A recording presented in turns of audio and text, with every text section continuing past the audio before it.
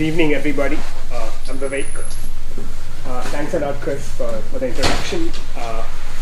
And thanks, everyone, for coming here right in between the long weekend. So today I'm going to talk about scaling blockchains to physical limits. This is joint work with four wonderful collaborators. Sriram, David, who's sitting right there, Julia, and Pramod. Okay.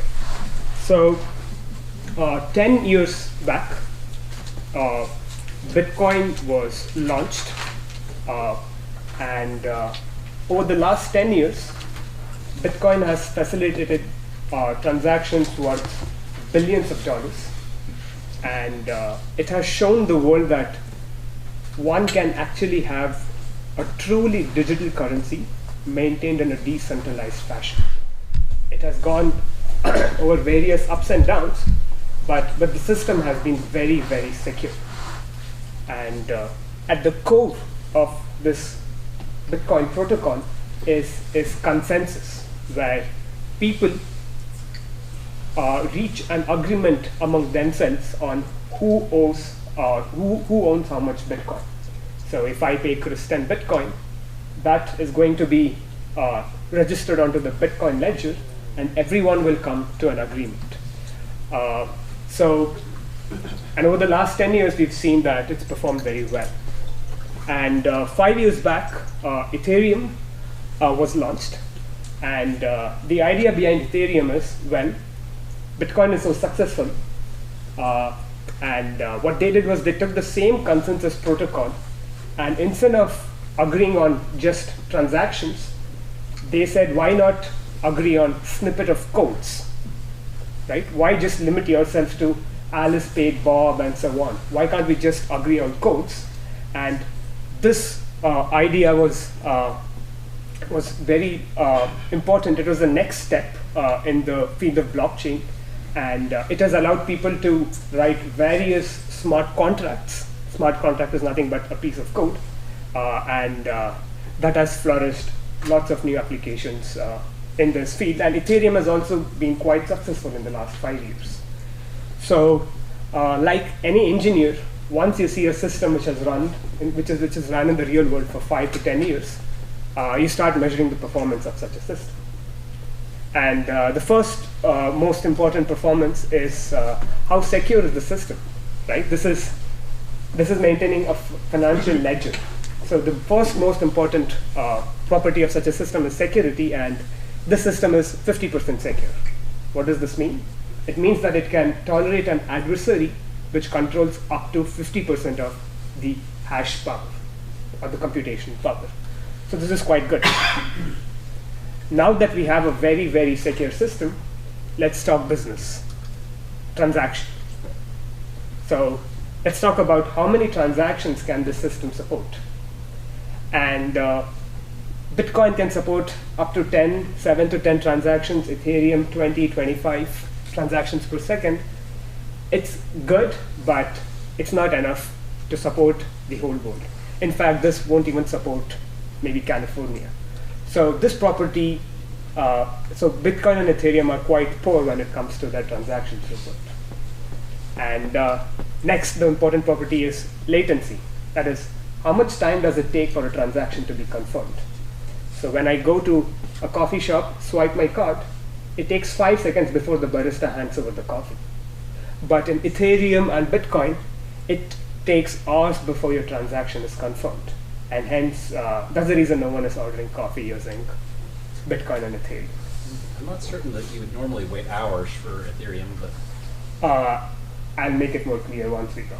Yeah, everyone waits for 6 blocks, 30 blocks, but it's a thumb rule. Okay. So from this, it's quite evident that these systems are very secure, whereas it has very poor throughput and latency properties. So as Chris mentioned, the principal challenge of this field is scalability. And every 2 or 3 months, we have new articles out there talking about scalability and solutions and different problems. And I'm just going to list a few of them. So Bitcoin was the first blockchain, and then we had Ethereum, and then we had a few more blockchains. And each of them have tried to improve the performance of a blockchain. So I'm not plotting the different security and decentralization properties of the different blockchains. So the question is, how far can we go? That is, how far can we go? Is Algorand, does it achieve the optimal throughput and latency? Does Thundercoin achieve optimal throughput and latency? So how far can we go? Is it 20 transactions per second, 200, 2 million? So when do we know that we've reached the optimal? So for that, we have to look at the physical limits. We know that these are real systems running on the internet, and hence the physical limits will be imposed by the internet itself. And the first important parameter is the network capacity. So if users have 20 megabit links amongst themselves, then you can have at most transactions, your throughput is at most 20 megabits per second. Because if a transaction has to reach every user in the blockchain, then you can at most push 20 megabits worth of transaction. And the second important parameter is speed of light propagation delay. That is, if users are connected amongst each other such a way that the delay of message is up to 1 second, then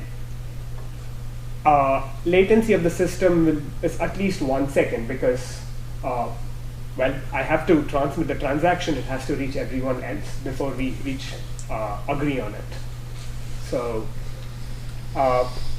if you plot both the physical limits imposed by the system, we see that none of the currencies are actually reaching there. And the big question is, can we design a blockchain protocol which enjoys joy? Technical issue. I'm going to come up here. Oh, sorry about that. Yes. Maybe I can take questions. Yeah. Could you put numbers on these axes? Numbers? Yeah. So capacity is 20 megabits per second, Okay. and speed of light delay is like 1 second. And what about those other points? I didn't put numbers. They have different claims. So But is it an order of magnitude slower, like twice slower, 10% slower? What is the difference? they don't reach the network capacity. Let me just put it that By way. a factor of 10, by a factor of 100, 1,000? Oh, so the algorithms don't scale with network capacity. So today, if I just network capacity, I'm not sure the Okay. throughput of all these algorithms will double. Is it clear? Well, no, that's one answer. But So this is the question we want to tackle in this talk, which is, can we design a blockchain which achieves the physical limit and still maintain the strong security of Bitcoin and Ethereum? And in this work, what we do is we deconstruct the Nakamoto protocol, that is the consensus protocol the Bitcoin is running on. We deconstruct it, and then we scale it to obtain Prism. And Prism, we scale it to obtain Prism, which achieves physical limits. Okay. So a small premiere on how Nakamoto protocol works. So the blockchain starts with a genesis block. Say all of us are miners, and all of us start with this block, and all of us start mining on the longest chain. Okay, and since we just have one block, everyone is mining here. And say Chris mines the first block, and he sends it to everyone. And now all of us are mining on the first block, on the second block, because you have to mine on the longest chain. And say my roommate from South America mines the second block, and then my mom mines the third block, and so on. So what happens is everyone is mining on the longest chain, and the ledger is nothing but the transactions on the longest chain. Okay, I'm sure most of you know how this works. If you fix the block size, say 1 megabyte, then it's very easy to see that the throughput is proportional to your mining rate. In Bitcoin, the mining rate is 1 block every 10 minutes. So your throughput is 1 megabyte every 10 minutes. And because these systems have very low mining rate, the throughput is low. So this is the reason why Bitcoin and Ethereum have such low throughput. Okay, so we've tackled we've understood why Bitcoin and Ethereum, which run the same protocol, suffer from low throughput. So now let's go to latency.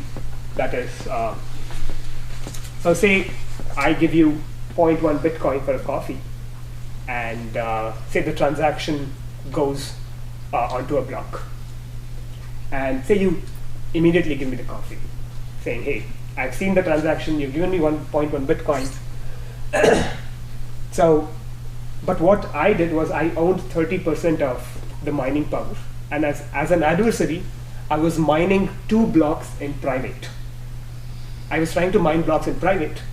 And even though the main chain had 70% hash power, because mining is stochastic in nature, I was lucky enough to get 2 blocks.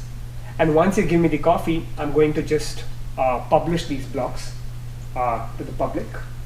And now everyone starts mining on the blocks I mined, because that's where the longest chain is. And this is then everyone starts mining on this. And what happens is your transaction is no longer part of the longest chain, and hence it's out. So lesson number 1, don't immediately confirm your transaction, because mining is stochastic in nature. So what do we do? This was in Satoshi's paper, where you don't confirm the transactions immediately, but you wait till your transaction is k blocks deep. And the reason you wait is because the longer you wait, the fluctuations of mining is averaged out. And if I'm an adversary, and then you confirm once your transaction is k blocks deep.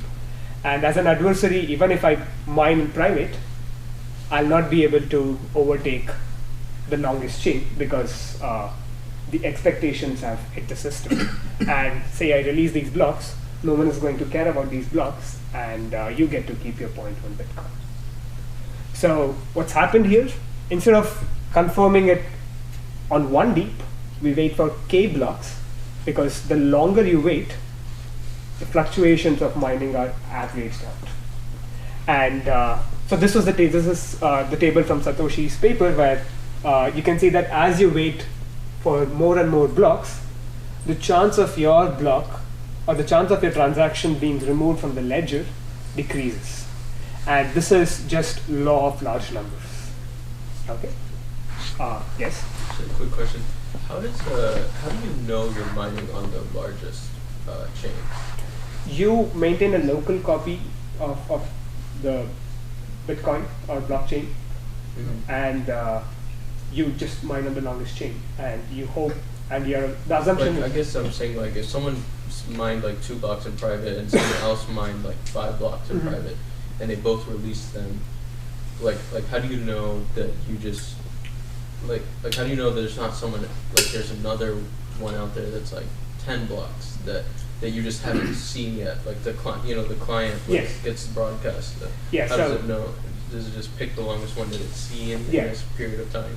You pick the longest one you have right now. Okay. And if you see a longer chain, even though you've been mining on the first block, you actually change. You have to change. And the assumption is there is no one, no one has 50% of the mining power, so there is no chain which is longer and private. It can happen for a short duration, but it cannot happen for a long duration. So let's plot these. So before we plot, the mining rate of Ethereum is 1 block every 15 seconds. And now if you add 1 and 1, you see that to get 10 raised to -6 error rate, that is, you have to wait 50 blocks deep, and that would correspond to 2 hours. So this answers your question on why one has to wait for a long time to actually confirm the transaction with good error. And just to be clear, I guess these numbers that you're putting up here, I guess they're, because they came from the Bitcoin paper, they're kind of blockchain agnostic. So So any blockchain which uses the longest chain or the Nakamoto protocol. Right. So I'm not certain anybody is waiting 50 blocks on Yeah, that's Bitcoin. Yeah, that's right. Okay, so it feels slightly. Anyway, it's completely minor, but it just feels slightly funny to be going for 2 hours on Ethereum if you're not going to ever do it on Bitcoin. So the reason people are not waiting is because, like, they're taking the risk. Okay. So you're holding Ethereum to a higher bar. I like that. Okay. Well, there's also, of course, Ethereum Classic had the 51 just recently, so a lot of exchanges now are demanding 36 blocks. Oh, okay. So it depends also on the price, how much you're putting in. Some exchanges will okay out a smaller number. They'll go as low as 6 on Ethereum. Okay, great. It's completely minor. Thank you. Yeah.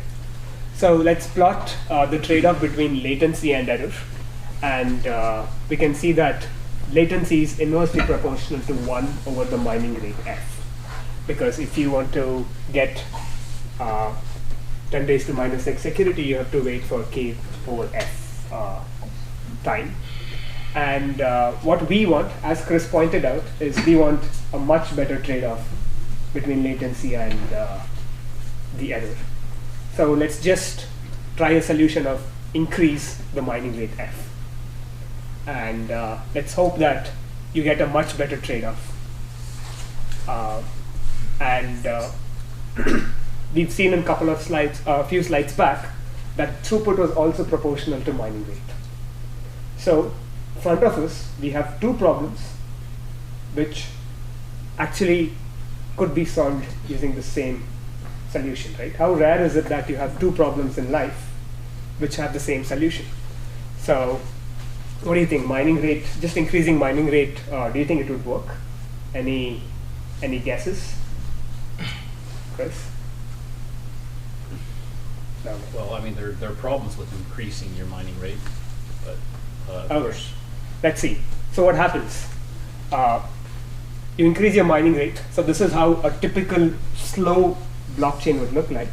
But as you increase your mining rate, it becomes a block mess. The reason you have this complicated structure is because if you increase your mining rate to say 1 block every millisecond, all the blocks which are mined within the network delay of each other will not know each other, and hence they cannot be mined over each other. So all the blocks mined within the network delay are mined parallelly. So all the increase in mining rate actually just increases the width of your blockchain. It doesn't contribute a lot to the length of the blockchain.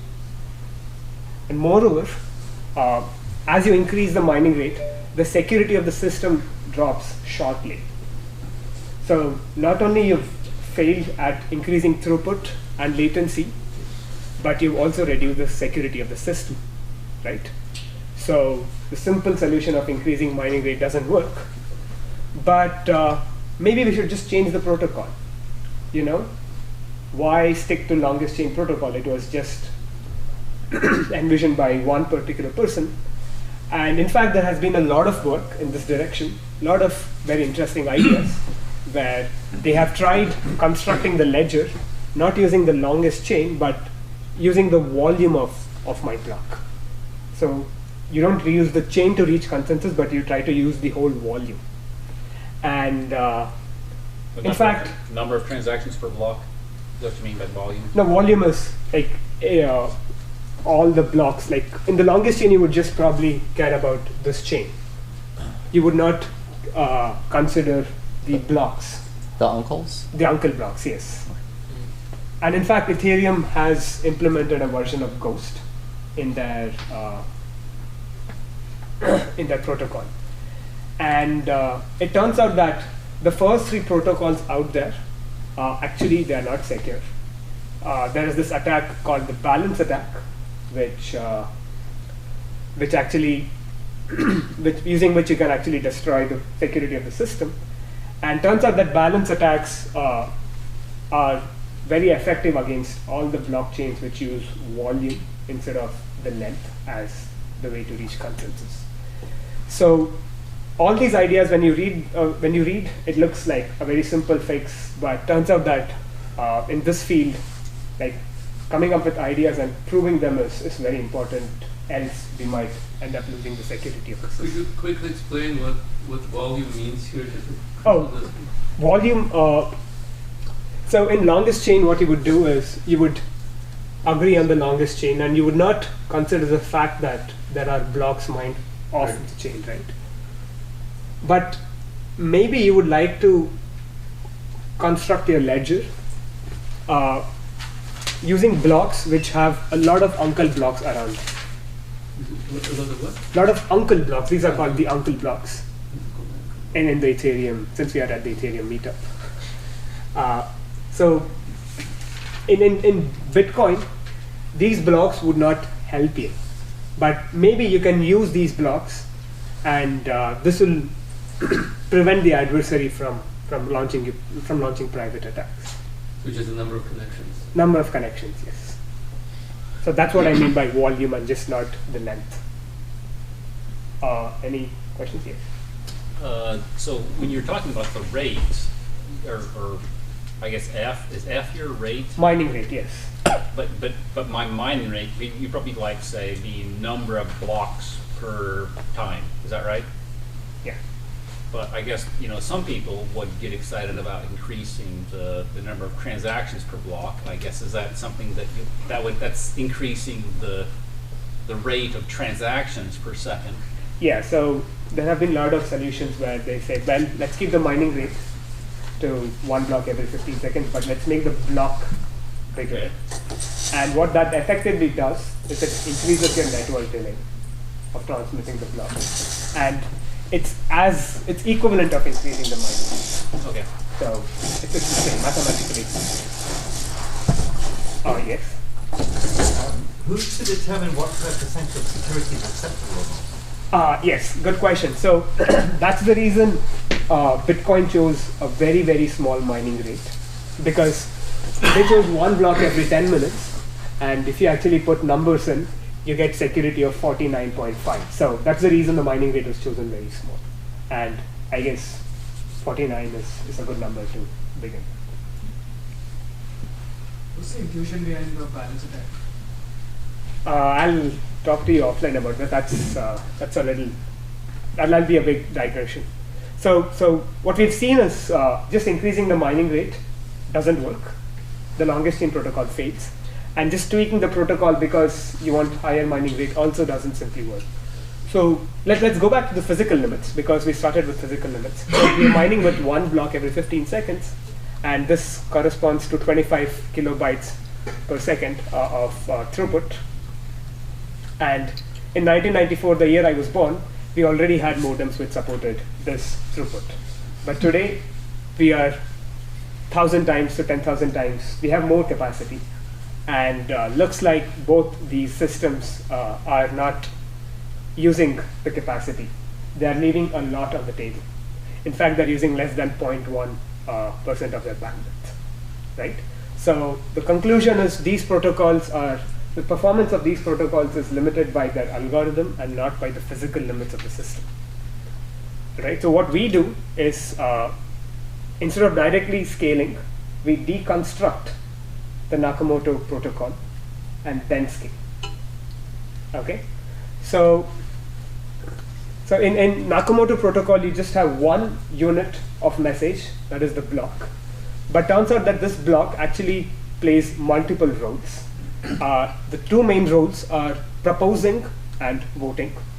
So consider the first block. This block is adding a few transactions into the ledger. So it's proposing and new transactions into the ledger. And all its children blocks are making sure that this transaction is part of the longer chain. So it's voting this transaction. So from this transaction's point of view, the first block is playing the role of proposing, and the next 4 blocks are playing the role of voting. Okay. Whereas from the second transaction's point of view, this block is playing the role of proposing, and the next 3 blocks are playing the role of voting. So you can see that every block is performing these 2 roles. What we do in Prism is instead of maintaining one block structure which performs both these roles, we actually separate these two roles out. And the structure would look something like this. And going from Nakamoto to Prism is a big jump. So what we'll do is we'll first deconstruct Nakamoto. That is, we'll come up with a new protocol which decouples these two roles of proposing and voting, such a way that we still maintain security of the system. We've seen that just tweaking the protocols by a small amount can potentially destroy the security of the system. So this is the goal of deconstructed Nakamoto. So what we'll do is we will maintain two blockchains or two different structures, and every full node or every miner will store both these structures. And the functionality of the left structure, or you're right, yeah, the right structure is proposing, and the functionality of, sorry, did I get it wrong? Yeah. Functionality of the left structure is proposing, and the right structure is voting. And the votes will be represented using these links. And the way to vote a block is just by including the hash of the block. Okay, so we'll be calling this as voter tree and proposer tree, and we'll be calling the other structure as voter tree. So how does this protocol work? Mining. So this is same as Bitcoin. Every user is mining on both the chains and is following the longest chain principle. Okay, so this is same as Bitcoin. And content. What do these blocks contain? They contain the transactions. So the proposer block contains the transactions, which is same as Bitcoin. And the voter block, let me just read that out for you. This is the new addition to this protocol. Because we've explicitly removed voting, we'll have to tweak the protocol by a small amount. So every voter block votes on one proposer block every level. So level 1, 2, 3, 4, 5, which have not been voted by its ancestors. So this is the voting rule. I have a few animations which will clarify this voting rule. So let's start how this blockchain would evolve.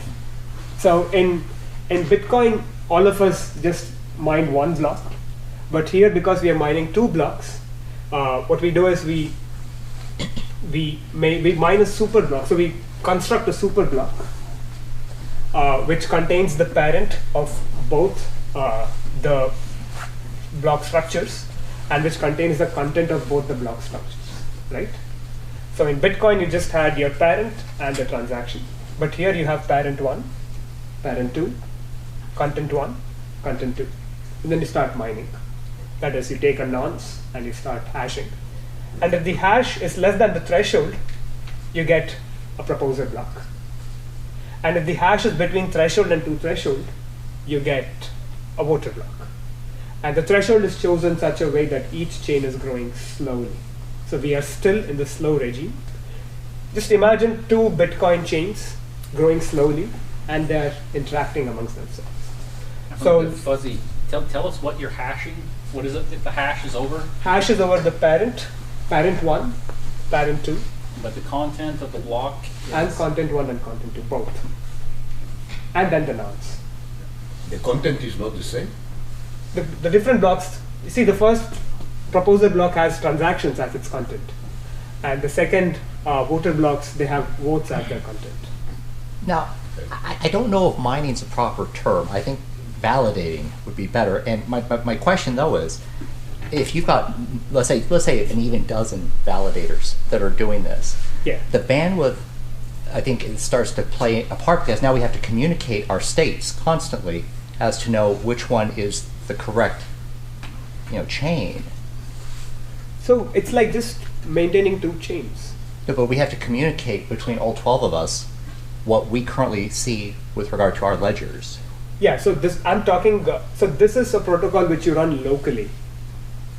So locally, you mine on the longest chain, and locally you include all the transactions you know of, and you follow this voting policy. But how do I know I'm on the the chain with the most work. Yeah, so this is same as Bitcoin. This is assuming that you have a good internet connection and you're connected to the right peers. You are like, yeah, you have the latest blockchain. Both of these are growing very slowly.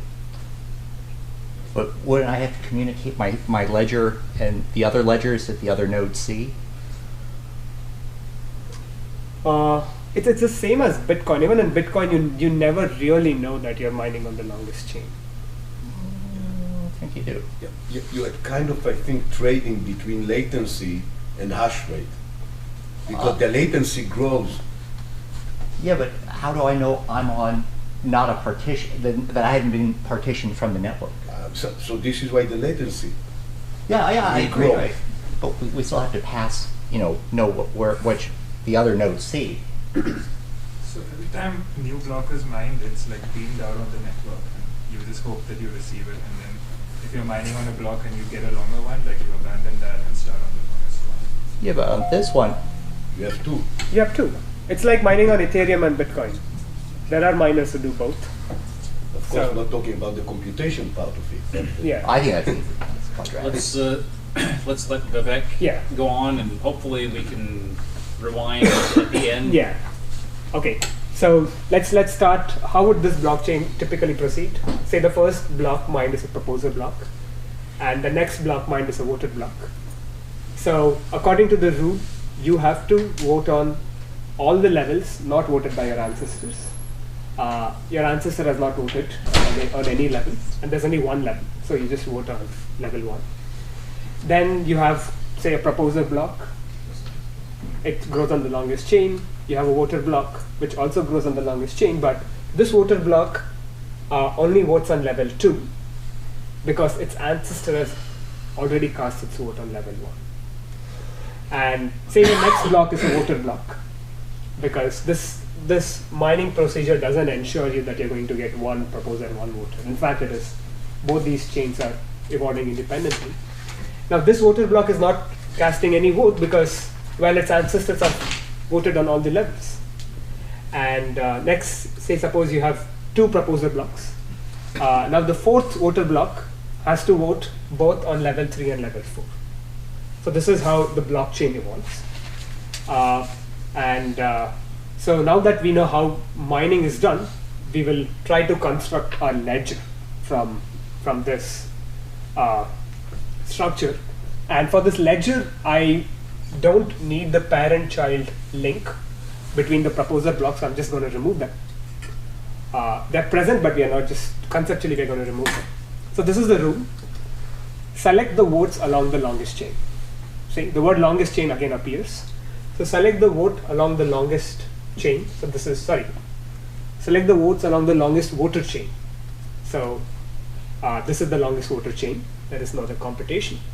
And we select the votes along the longest voter chain. And then we order the proposer blocks by the votes.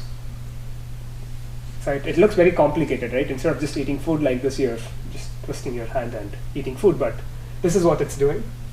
Select the longest voter chain and order the proposer blocks according to the voter chains. And this is my ledger. Okay. And how would a confirmation policy look? We again have the same k-deep confirmation policy. How do you confirm this transaction? Well, all you have to make sure is the voter block which is voting on this proposer block stays in its longest chain. And since this is just running Bitcoin protocol, the same security guarantees are directly translated. Okay, so what we've done is we've taken Nakamoto protocol, we've decoupled it, but we've maintained the security of the system. But however, this has not really increased the throughput, because you can see that this chain is still growing very slowly. And we've not really improved on latency because you still need k-deep confirmation policy. So Yes. before you go on, when a voter block votes on a proposer block, what does that mean? It includes the checksum of that? It just includes the hash, yes. Okay, so when I mine a voter block, I need to know all the proposer blocks that are available up to that point. Yeah. Okay, and so if I've already mined a voting block for all the available proposal blocks, I don't need another voting block at that point. You mean Because like, that would just be useless to me, right? Like in this example, right? So why did I bother to mine a new voting block? it increases the security of the Increase others, security of that one. Okay. and you get rewards. Okay. Okay, so So now that we've deconstructed the Nakamoto protocol, the next step is scaling the protocol. And one thing we know is we just can't increase we can't increase the mining rate because we'll go back or we'll fall into the same situation we've seen before. So instead of increasing the mining rate, I will just increase the number of voter trees. Okay. So instead of having one voter tree, I will have say 1,000 voter trees. And each tree, or each Tree or a chain? chain tree, Chain, Chain, this yeah. was also bothering me. Why using tree? technically it could be a tree, but yeah, chain. Technically, you don't want a tree. Yeah. Okay, voter chain. Let's call it voter chain. So each voter chain is being mined very slowly, but you have 1,000 of them being mined. Okay, and each of them is following the same mining policy and content policy of deconstructed Nakamoto. So they vote on one proposer block every level. So from this proposer block's point of view, the rate at which it's getting votes has suddenly increased by a factor 1,000. Right? Before it was one vote per say 10 minutes or 15 seconds, but now it's at a very high rate. And the ledger construction changes slightly. That is, for each level, you choose a proposer block with maximum number of votes. Right? And if you reduce this to one chain, this ledger construction is same as the previous one. And turns out that now that you have this system, you can actually confirm this proposer block or transactions in these proposer block when your votes are just a constant heap. So you don't have to wait for each vote getting k deep into the chain, but each vote just being a constant deep is good enough. In fact, in this situation, if each vote will remain in the chain with say 60% guarantee, then you can be sure with very high confidence that more than 500 votes will not be reverted. Right? Is this clear? So what we are doing is, instead of just taking average over time, we are taking average over space and time. Turns out that the latency and error trade-off drastically improves. And in fact, the slope, if you remember, in Nakamoto protocol was 1 over f, just f is a constant, because you were getting one vote at the rate of f. But in Prism, you can get 1,000 votes, or the limit is just the capacity of the system. So you can actually get, say, votes proportional to the capacity of the system. And that directly translates to a much better latency and error trade-off. And now let's bring in the lower bound of latency. And once you chop off these plots, because you at least need d seconds to communicate, it turns out that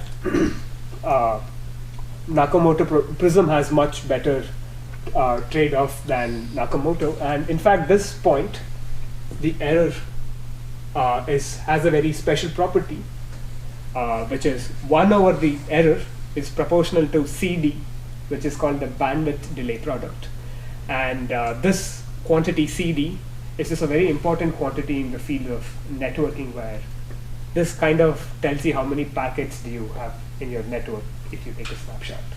So, and you can see that this is it's a very large number, or it's a very small number. Error rate could be like 10 raised to minus 20, 10 raised to minus 30, and you can still, and you have to still wait only for d or order d seconds to get such low error rate.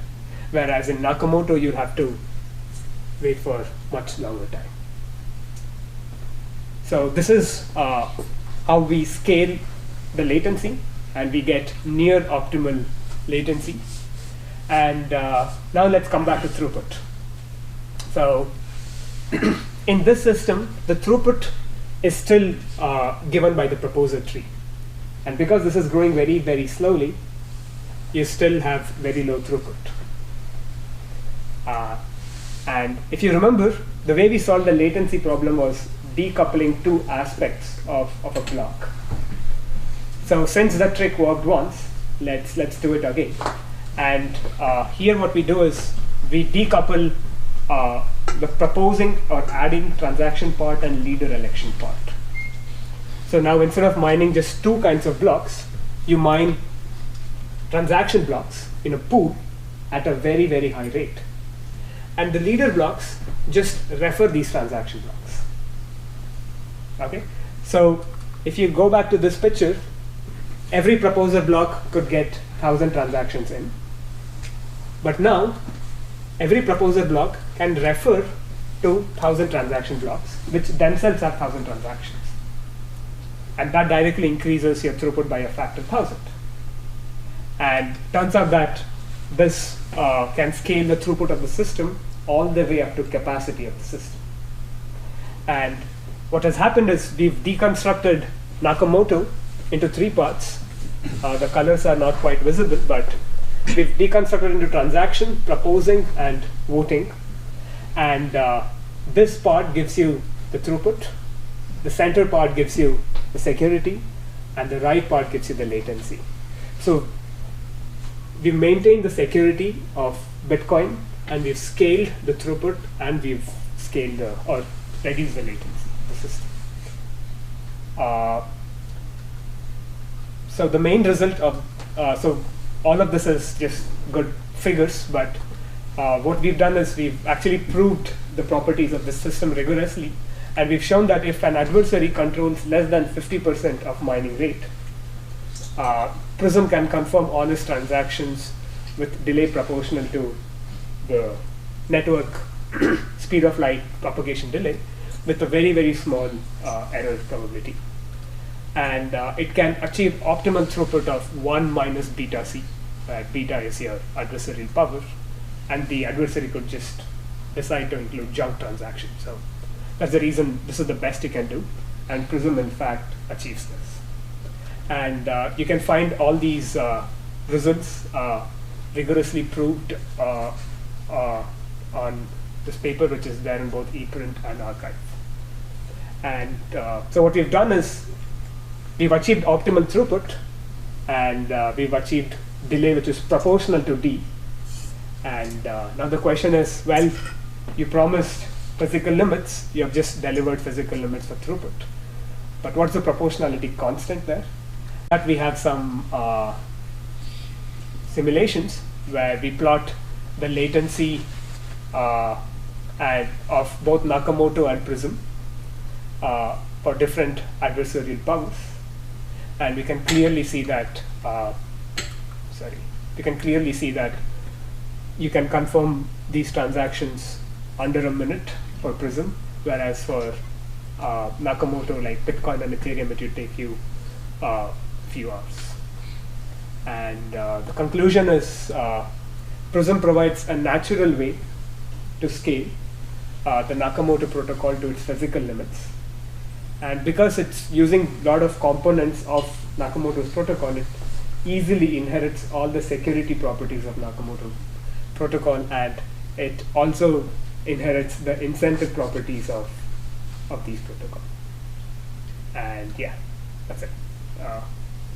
Questions? Yes. Do I still mine the transaction blocks or no? Yeah, you do mine the transaction block. Why?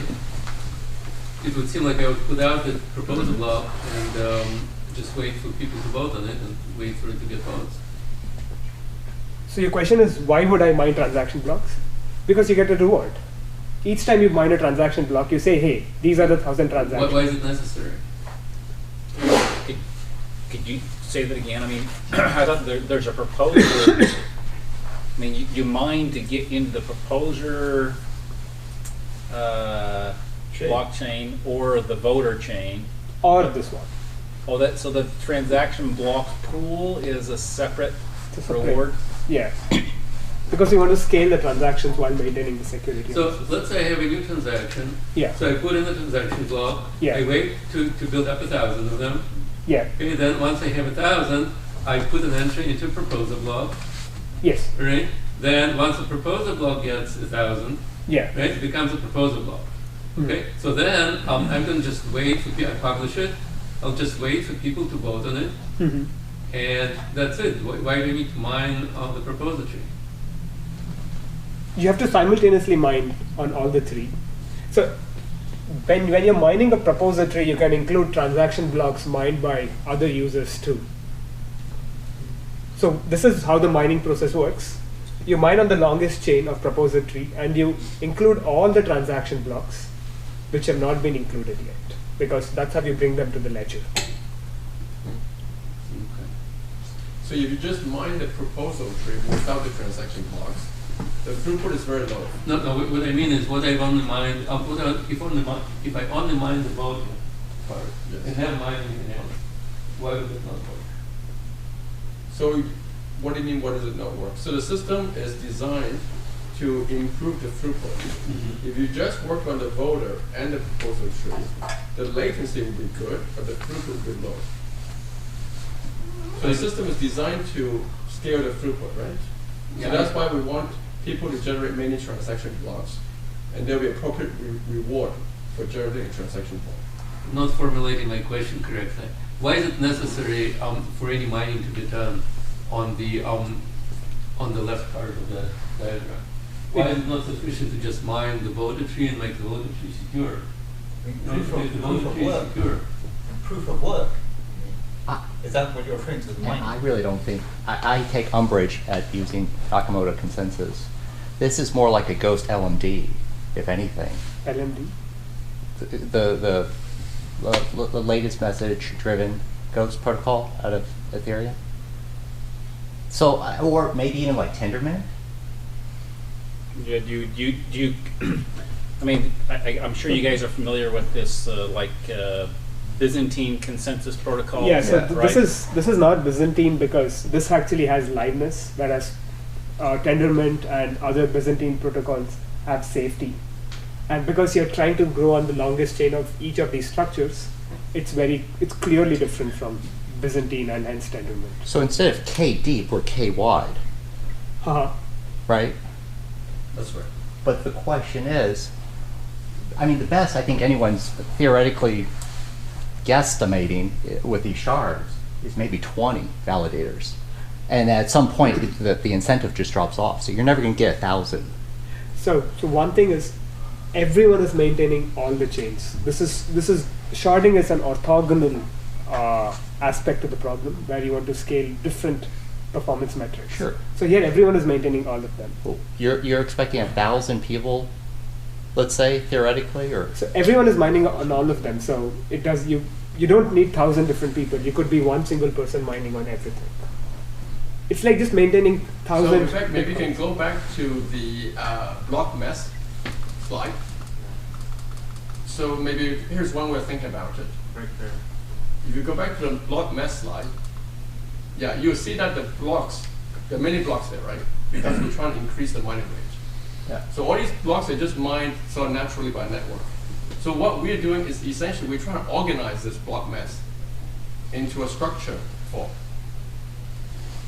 So that's basically what the whole point is. Because if it's so messy, it's hard to figure out how to sort of decipher the security. What we're doing is we're trying to create structure. Yes. So that, Yeah, if you just Like scroll there. forward those slides, one more. Right there. So it's almost like merge mining. You're actually doing the same hash algorithm, and it's just because the solutions are different depending on what tree or chain you're talking about. Yes. And I'm assuming with the voter trees, it would be like, That's right. 3, 4, 5, 6. You're actually you can actually do all of the you can mine as many of these trees as you want with the same hashing. that's right. It just happens that the solution space for each tree is different. So it's merge mining. It's basically the old-fashioned merge mining. You're mining multiple chains at the same time. But you know what the issue I have then with that is, as somebody using this network to send a message, how do I know it's going to be, carried out? Because you have the capacity, right? We are not exceeding the capacity. So in Bitcoin, you just use 0.1% of the capacity, but here we are just filling the pipe. So the network is guaranteeing you that your blocks are going to be seen by other users in some time.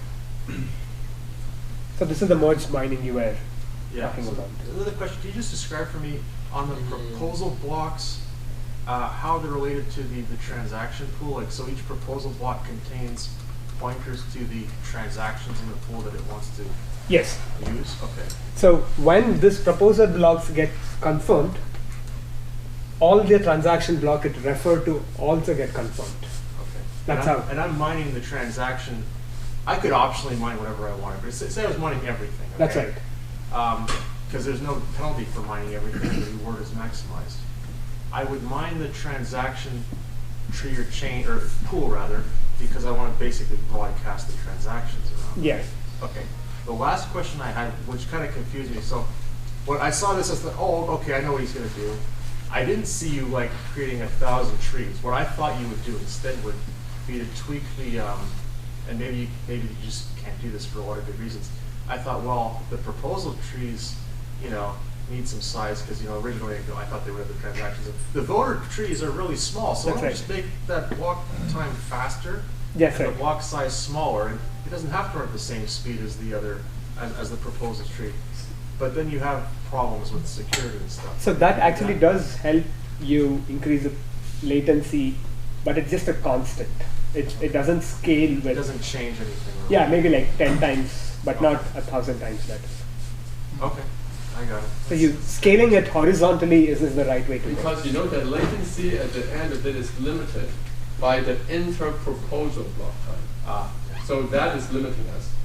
So even though we can speed up because the voter blocks are smaller, then it doesn't really help a huge amount. Is there an optimal, say for a given proposal tree, is there an optimal number of transaction blocks in the pool per proposal block? Is there an optimum number of voter trees per proposal block? So that would optimize this, or is it just As many as possible. as many as possible, yes. Okay. There's no upper. That's not It's the physical limits. It's the physical limits. Are there numbers attached to that? Real world numbers you attach to that? Like, it's best to have X voter trees, let's say. So the more voter trees you have, the faster the lesser the latency. The closer you go. It's asymptotically gets closer to the physical limit. Yes. I see. Okay. That's interesting.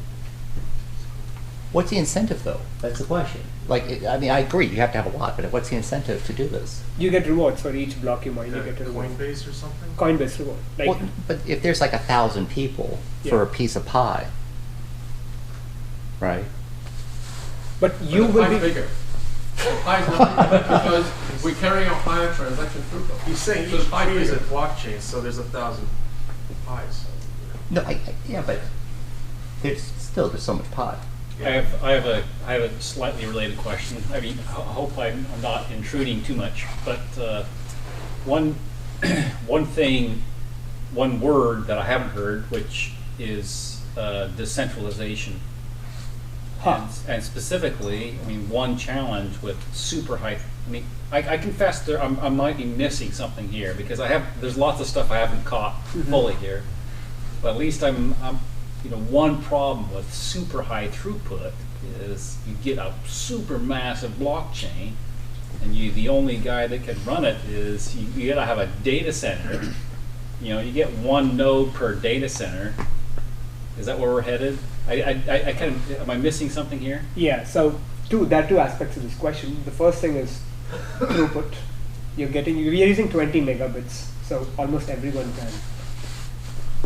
Everyone has 20 megabits of bandwidth. Yeah, I'm actually talking about the file storage. The file storage. The storage. Yeah. The storage. Actually, isn't it also the case that the voter trees or chains, you want those to be as many different people, nodes as possible, miners, because otherwise you're also affecting the security in the end, isn't it? So everyone is mining on everything. So what happens is like you may mine on voter tree number 3, and I'll mine on voter tree number 2, and everyone is mining on every tree.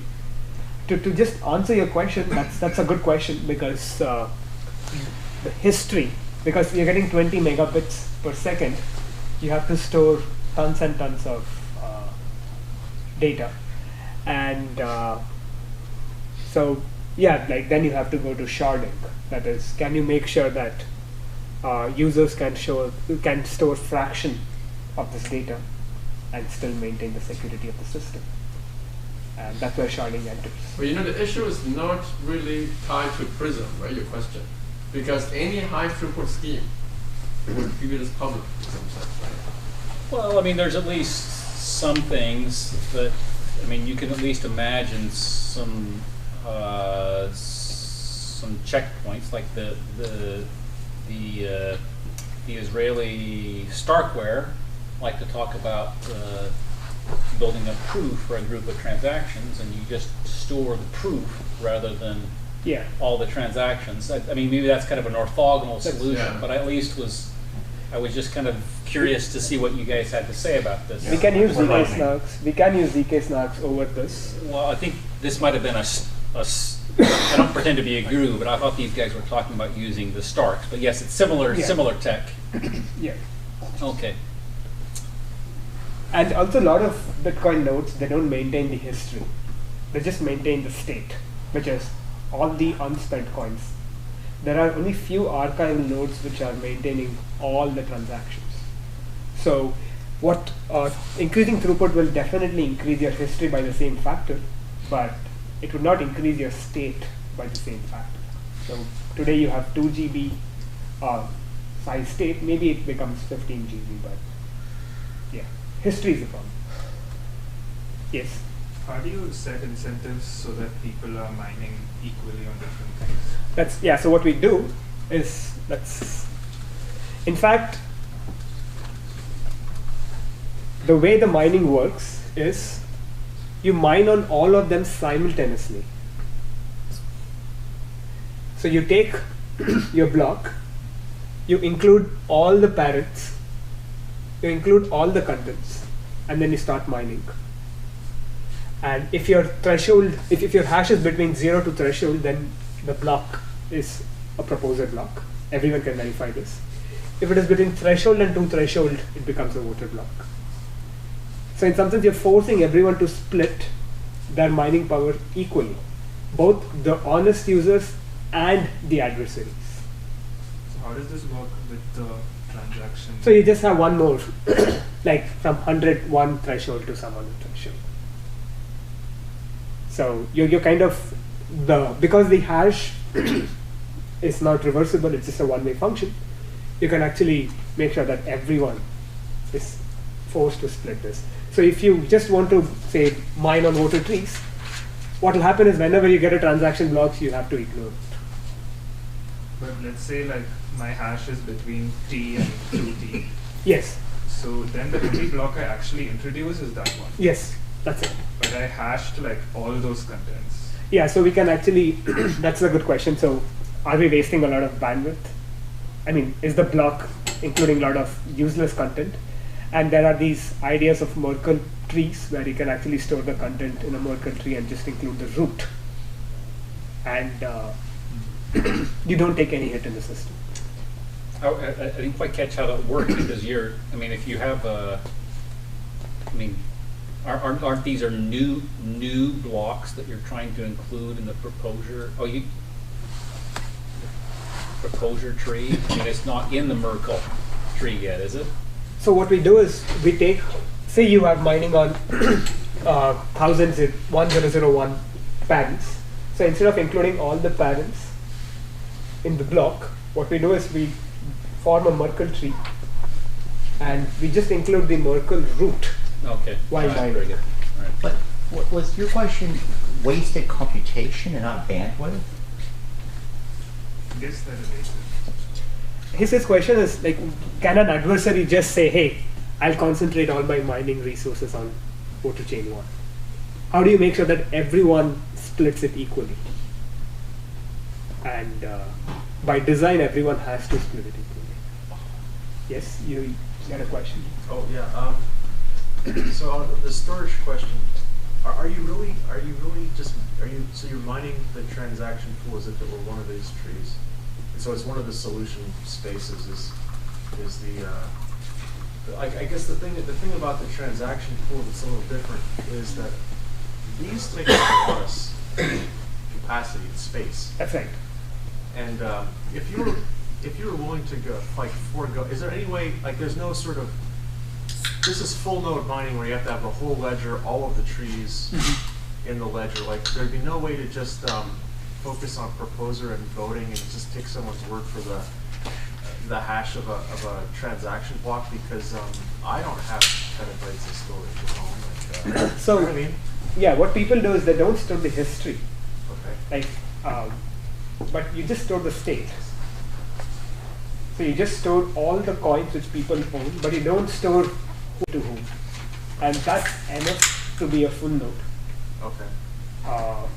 But in case of a 51% attack, well then you'll have to go back to So system. this is sort of is it like a SPV, like a simple. Yeah, you can have an SPV over it. Because yeah, the storage on the transaction block pool could be pretty heavy, right?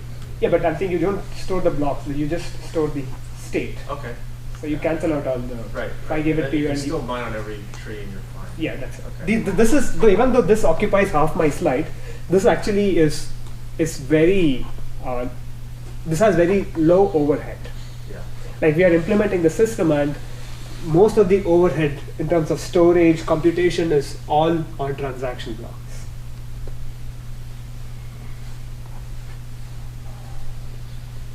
One thing I'm confused about is if you're, so say you're mining and your hash falls between whatever, like 1 and 2 or whatever, and it corresponds to one of those voter trees. What do you do with that? Because the thing that you hashed, Yeah. right, is all of the Content. is all of the content. It includes the proposal block and all the voter blocks, right? But your hash is. So what do you actually broadcast, and what do you do with that once you So find it? what you do is instead of including all the contents, Yeah. I think Chris had a very similar question. Instead of including all the contents, I will store the content in a Merkle tree. Are you familiar with Merkle tree? Vaguely. Okay, so Yeah. just imagine that you have this black box where you can actually store a lot of content, and you get a root which is just 32 bytes, and you can prove to everyone that once you give this root, Right. you can prove it to everyone else that you actually had the content without revealing other contents. So you can prove that the block that you're going to submit for that voter Yeah. tree was in this sort of Merkle structure. Yes. So, but does that mean that means that that everyone has to agree on the content that they're mining it on, right? Like, because if I'm mining Yeah. on and I'm hashing this content, Yes. and I get, and then I submit whatever, like one of these voter trees, I can prove that's in the content that I was mining. Yeah, you can do that on Merkle. And so, if for other people to care about that, it means that they're also mining on the same content. Is that correct? No, this is you don't have to have the same content because you're just performing this operation locally. Right. So, for example, in Bitcoin also, Mm-hmm. the transactions you're including doesn't have to be the same transactions I'm including. You have to just ensure that all the transactions you're including are valid, that is, have valid signatures. But the content can be different. It just has to be valid with respect to the current blockchain. So, what will the other miners do with my block that I? They will include your block into the voter tree and they'll see, well, have you double spent, like have you included 2 transactions which don't make any sense? Or, for example, what if this voter block votes on this proposal block also? I mean, suppose this voter block has already cast its vote here. Mm-hmm. Then if this voter block again casts the vote here, then it's an invalid block. And it can be checked by the other nodes. So it's just going to check these simple validity rules. But the content is your choice, like Bitcoin. Okay, if it's okay, I'll take a small little interlude here. I think the questions are good. I'd be happy to let them continue, but there was the this event was announced by the IEEE Information Theory guys to that group, and it's as being co-sponsored. So we need to check, just in case they decide to count it as a formal event, how many IEEE members are here. So if you're willing to list, if you're an IEEE member, 1, 2, 3, 4, 5, 6. Great. You're not on IEEE? In fact, what about you guys? The speaker is not actually. Okay, can I register right now? I got a keychain. But the event is not over. Well, so just to be clear, now on that topic, we have talked about when you finish some proof of stake work that you would talk to that there would be an event sponsored by this, information theory chapter, IEEE Information Theory chapter, Yes. possibly at Stanford. So yeah, it would be really nice at that event if you could be an IEEE member. Okay, so now I have to satisfy 2 criteria. You need to have a proof that you're an IEEE member. Well, It's a tattoo, I believe. Yes, a tattoo would be really nice on your forearm right there. But we also are fairly easygoing, I think, in the IEEE chapter there. I think that they might accept it if it's kind of self-verified. So it's. Maybe instead of buying pizza, you can pay the $20. I don't know. Then you get members. So, Vivek, tell me, do you need to be subsidized for an IEEE membership? I'm just amazing. I'm amazing. Okay. Can we help him get it? Okay.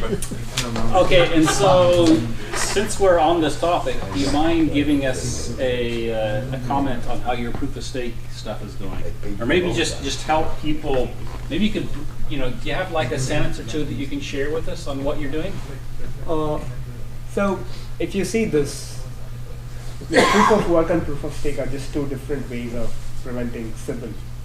It's to control Sybil attacks. So if you have a proof of stake algorithm which replicates Bitcoin, then using this machinery you can directly plug it here. So the problem is reduced to just finding a proof of stake version of Bitcoin which follows this longest chain policy. And there are many proposals out there, and we are working on one of those and how to integrate them with Prism. It always seems, isn't the core of it is getting your random number generator? That's right. Secure random number generator? Yes. That's it's basically that, and you have to make sure that the keys of your coins are also unbiased. So these are the 2 problems: your stake distribution, how your stake evolves, and how your random number is generated. Okay. But like any good Disney movie, there's always a part 2 and part 3 and part 4. If we tell too much right now, then people will see the part 2. This is my advisor saying we don't talk. That's it for now. That next one is the IEEE event, right? So there we can say big. Oh, yes. Hi. So I'm not a cryptographer. I can't argue if this stuff works or not. But my question is, in your mind, if it's working fully optimal, how would this still compare to existing technology such as a gift card or a credit card in speed? Would it be a quarter as quick, 1/100th as quick? Because we're not using blockchain as the currency for our project because gift card technology is much faster, but I'm using it for other aspects until it catches up, and then I'll swap that in. And so my question is, how fast is this compared to a gift card, if it works optimally? So, in the banking industry, when I pay $50, technically the transaction takes 3 days. The bank actually takes the counterparty risk, and hence it approves your transactions in 5 seconds. But if you look at this plot here, you can approve this transaction within 1 minute. And even if you want to go shorter than that, then you have to take a counterparty risk for maybe just 1 minute. So in that sense, this is actually much faster than the current banking I infrastructure. mean, this is faster, but I could take a gift card right now at Best Buy, boop, pay for my stuff and walk out the door. But I've tried to buy Bitcoin before. Oh, because there is no or one else. Ethereum or Litecoin or The market is not efficient, so no, your gift card provider is taking the counterparty risk. But currently, the market is not efficient for a bank to take a counterparty risk on Ethereum, and one of the main reasons is because the laws are still not in the place, and no one wants to like start a big business based on that. And so how long do you think it would take for the Your guess is as good as Well, I mean, there's so you're asking multiple questions. I mean, there's, I mean, in general, I mean, if you're trying to get the same level of security as you get with, say, your Visa card, and when you say gift card, I guess you probably mean Visa or MasterCard. Or or something like just the underlying technology. Again, we're using blockchain in our project in many different ways that most people wouldn't, but just for the payment and I was originally was going to use it for the payment method, but I actually got deterred by a friend of mine who owns game credits because they got robbed for $150 million of their currency and it's gone. There's no way to get it back. But So rewinding just a little bit, I mean, it's at least possible that you. So if you are not happy with Vivek's answer, it might be that you would be happier with a state channel, with state channel, which might be able to give it even faster. So, Yeah. I mean, Vivek is giving you a very precise kind of cryptocurrency answer, but there might be another layer which is as good as whatever you're using now, which could be even faster if, for some reason, what he's doing is not fast enough. Yeah, And banking network. But why it will serving to save the $150 million loss? Well, How it will solve this problem? I thought I kind of ignored that. Okay. I didn't, Okay. I didn't follow that. Yeah, actually. so that just began the reason why I got down the road to not use the blockchain as the currency for now, but that was an Ethereum-based product. They got an anonymous email from India saying, if you don't give us $500,000 by tomorrow, we're going to rob you for more than $100 million. They didn't get that email. Then they came to work on Monday. Everything is gone. You're not getting it back. But I assume if one of you guys in this room found a way to hack Amazon for $50 million worth of gift cards or product, they would be able to stop this That process. wasn't because the cryptographic solution was broken, right? Yeah, I'm not a cryptographer. I'm just saying from a solution. You lost the key. side of point. Someone stole the key. It's like stealing the bank password. No, but I'm just, again, like, I'm not a cryptographer like you guys. But to answer, let me throw my hat in the ring. I'd say there are two answers. One answer is it's impossible because the theoretics behind finality don't exist on blockchain because blockchain is probabilistic unless you go to a your own chain of sorts, right? And then the other answer is 3 seconds. That's a theoretical minimum for like an Ethereum-based blockchain to come to consensus, not using the current protocol, but using other types of consensus algorithms, like I don't want to say. So using the best supercharger for Ethereum, it could take 3 seconds. But the other answer is it could never be final. So it goes from infinity to 3 seconds, somewhere in between. I think what Kitch, if you were trying to blame the $150 million on the Ethereum or not, were you thinking that was somehow connected with the cryptocurrency, or were you saying that was a problem with their security or not? Well, it's definitely that company's security. It's But just it's- I'm not. I love Ethereum. I invest in Ethereum. Let's put that out there. I love Ethereum. I'm just not sold on using any blockchain at the moment for our currency. I'm going to use it to make ledgers and to do other things. And we want to open source our earnings over time.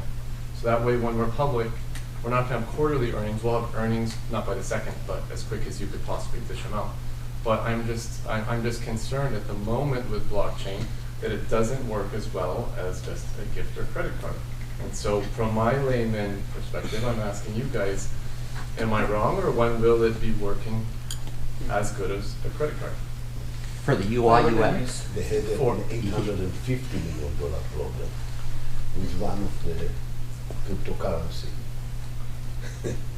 So there are still problems here. It's a lot of problems. Yeah, a lot. And the result, maybe this is why Bitcoin is now going up and Ethereum goes up because of the $850 million problem. Let's see if we can get back. Guys, let's aim to questions specific to Vivek for a minute here, please. Let's go to. I think at least part of the answer is scalability, and Vivek's work here is answering at least part of that. Let's stick to questions related to the current work, please. Do you have any currently working code or simulated code on GitHub or anything? Yeah, we are actually working on a proof of concept, and yeah, we get performance very similar to the ones. What's your best transactions per second right now with that? Best we have is 7,000, 8,000. That's okay. That's just close to Visa. Yeah, but we want to, because we are not still using the whole bandwidth. Right. But it's just in a prototype phase, and it could go by a factor 10 more. Is it live? Sorry. It's not live. It's not just, live. just a prototype. Also, this is proof of work. So Yeah. yes. So let's say all of us here are building the transaction blocks. Yeah. Block pools basically. Yeah. So are we supposed to broadcast them to everybody else? Yes. How often that happens? The moment is done. The moment you mine a block, you broadcast. Broadcast it. What is the incentive? You get the transaction fees. Okay. So if I pay Chris 10 Bitcoin, I'll have 0.1 transaction fees, and if you include that in your block, you get to keep that 0.1 Bitcoin. Okay, guys, because we've went a little bit long, let's just take one more question, if that's okay. And I think hopefully you'll be around to answer questions. Our goal is we at 8 o'clock with Joy, so we're going to. I apologize for cutting the questions a little bit short, but let's get one more question and then we'll conclude. Do you envision doing some sort of like ICO or something like that with a new blockchain? This technology? No such. Some version of IDO or whatever. I don't even know what IEO is. But So just get Ethereum address so you could. Well, it's so. Like, are you gonna try? Like, when you want, like, is this like? Yeah. Are you planning to like launch a like in the future launch a blockchain and try to like, or is this? Yeah, I mean, like we are working on the proof of stake version, and if we think that we've solved a lot of problems, then we might launch one. But this is currently proof of work. But that's a short answer. Cool. Okay, guys. Thank you very much. It's a pleasure. Lots of questions. We look forward to a proof of stake event. Chris pushes me very hard on that.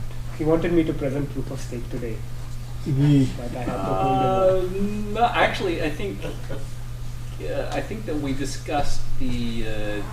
We had this email discussion with the information theory guys, and I was the one who suggested you could possibly present them separately. Okay, you are on my side. So at any rate, we're looking forward to that talk. Thank you very much. It was a pleasure. Thanks a lot. Hopefully